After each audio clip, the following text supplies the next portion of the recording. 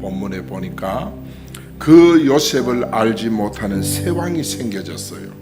투트모스 1세라고 하는 사람이 왕으로 세워졌는데 이 사람은 요셉을 기억을 못하는 거예요. 애굽의 새 왕이 고센 땅에 정착해서 잘 살고 있는 이스라엘 백성들을 학대하기 시작을 해요. 왜 그랬냐? 고통을 주기 위해서. 그러니까 이스라엘 백성들이 그때 너무 힘드니까 우리 북한 성도들이 지금도 기도하듯이 너무 힘드니까 기도한 거예요. 기도하니까 하나님이 모세라고 하는 이 지도자를 세워가지고 이스라엘 백성들을 애굽에서 건져낸 겁니다. 그래서 오늘 우리는 이 새 왕을 보면서 이 새 왕이 무슨 일을 했는지 한번 살펴보십시다. 첫째는 요셉을 알지 못한다, 그렇게 기록을 하고 있어요. 8절에 보니까 요셉을 알지 못하는 새 왕이 일어나 애굽을 다스리더니, 여기서부터 이제 이스라엘 백성들에게는 고난이 시작이 되죠.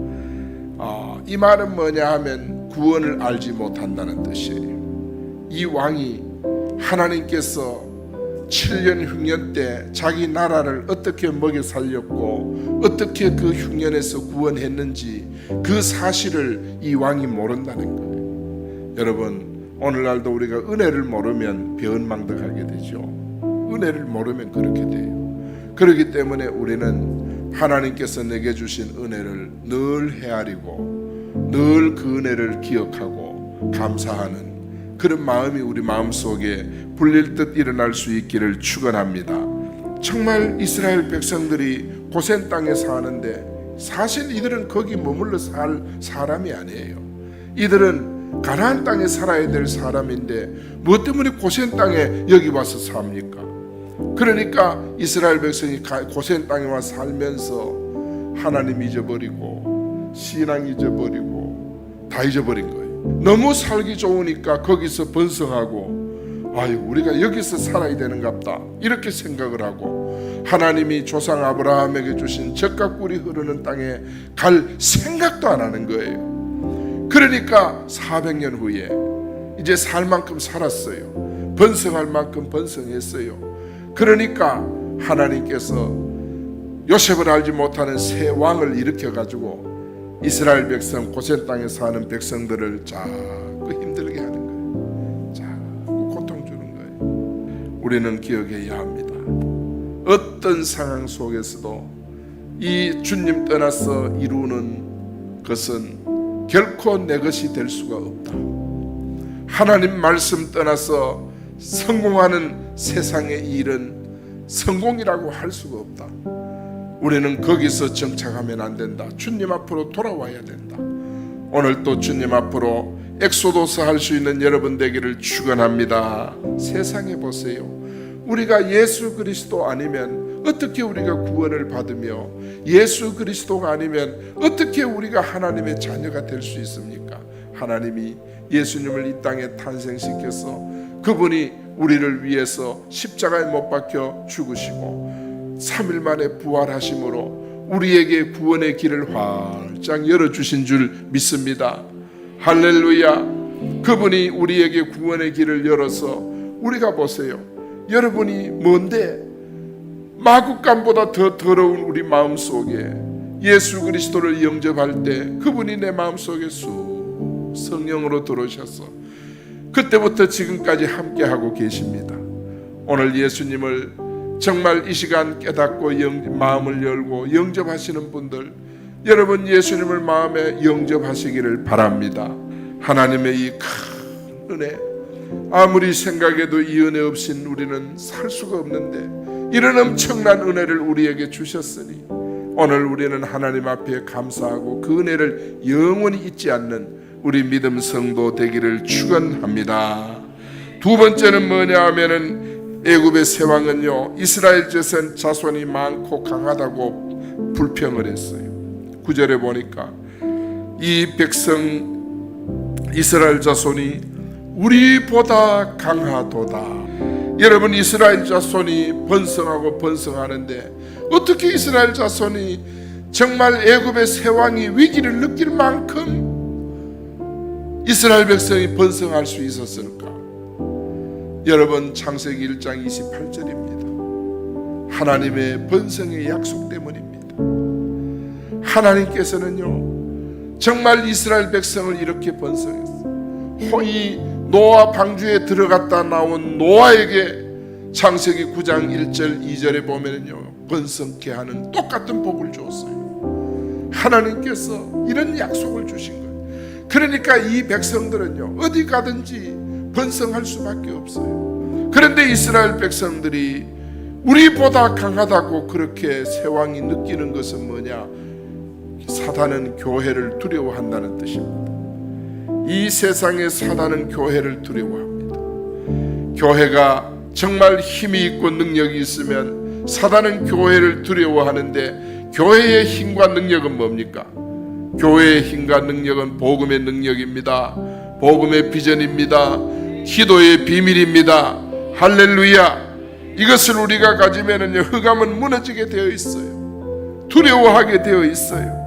아무리 정말 바로 이 세 왕이 이스라엘을 괴롭혀도 하나님은 이스라엘 백성의 부르짖는 소리를 들으시고 저들의 기도에 귀를 기울이시고 하나님께서 저들을 돕는 모세를 세워서 저들에게 보내서 이스라엘 백성을 그 어려운 애굽에서 건져내게 하신 줄 믿습니다. 하나님은 지금도 마찬가지예요. 여러분, 이것을 우리가 알면 기도 안 할 이유가 없어요. 이것을 안다면 하나님 앞에 부르짖지 않을 이유가 없어요. 지금 북한 성도들이 그렇게 하나님 앞에 부르짖고 있는데 우리는 이렇게 멀쩡한 자유로운 대한민국에서 우리가 부르짖지 않는다는 것은 너무도 우리가 어리석은 삶을 살고 쏟고 산다는 것을 우리는 꼭 기억해야 됩니다. 뭐에 쏟습니까? 내 힘으로 할 수 있어. 내 능력으로 할 수 있어. 내가 열심히 돈을 모아서 정말 돈을 모아서 큰일 할 수 있어. 정말 우리 아이들 머리 좋으니까 건강하니까 얼마든지 잘 자랄 수 있어. 이러면서 자신을 너무 믿어요. 그러면 안 돼요. 여러분, 정말 평안하다 안전하다 할 그때 우리는 더 기도하고 더 부르짖고 하나님 앞에 메어 달려야 하는 줄 믿습니다. 세 번째, 이스라엘을 괴롭게 하자 그럽니다. 저것들을 여기 두면 왜 적군이 쳐들어오면 적군과 연합 내통해가지고 우리 힘들게 한다. 그래 저것들에게 고통 주자 이겁니다. 이 사단은요 악한 깨를 내는 거예요. 11절 말씀 같이 읽어봅니다. 시작. 감독들을 그들 위에 세우고 그들에게 무거운 짐을 지워 괴롭게 하여 그들에게 바로를 위하여 국고성 비돔과 라암셋을 건축하게 하니라. 아멘. 그렇습니다. 괴롭게 하자. 여러분, 사단의 성품은 사람을 괴롭게 하는 거예요.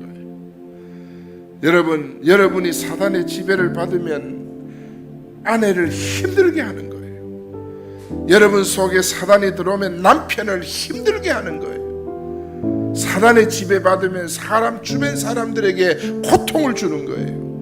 사단의 지배받으면 그래요.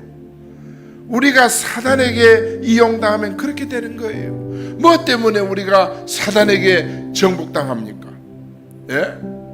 내가 성질이 나쁘고 성품이 나빠가지고 아내 힘들게 하는 줄 압니까? 아니에요. 사단이 여러분을 지배하기 때문에 그토록 고생하는 아내를 힘들게 하고 고통을 주고 그렇게 하는 거예요.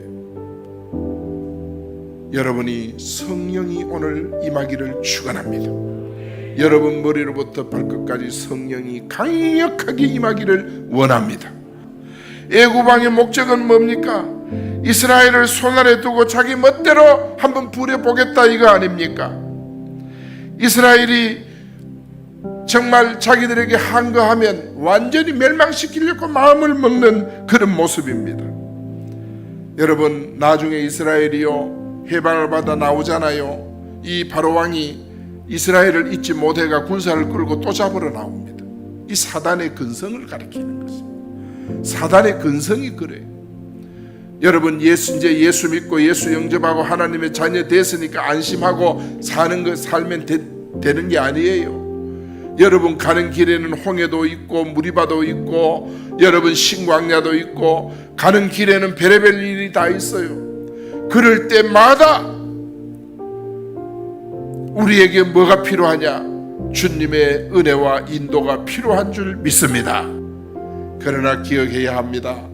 사단만 여러분을 힘들게 하는 것이 아니라 성령님이 나타나셔서 여러분을 돕고 있습니다.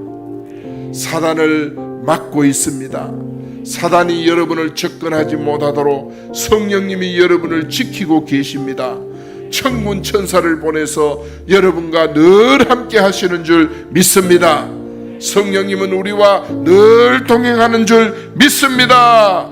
우리는 이 시대를 보고 믿음에 굳건히 서서 믿음 준비 잘해서 우리 함께 천국의 정말 전 우주적인 교회, 하늘나라 교회에서 우리가 함께 하나님을 섬기는 영광스러운 우리 성도들이 되기를 축원합니다. 할렐루야. 오늘 또 승리합시다.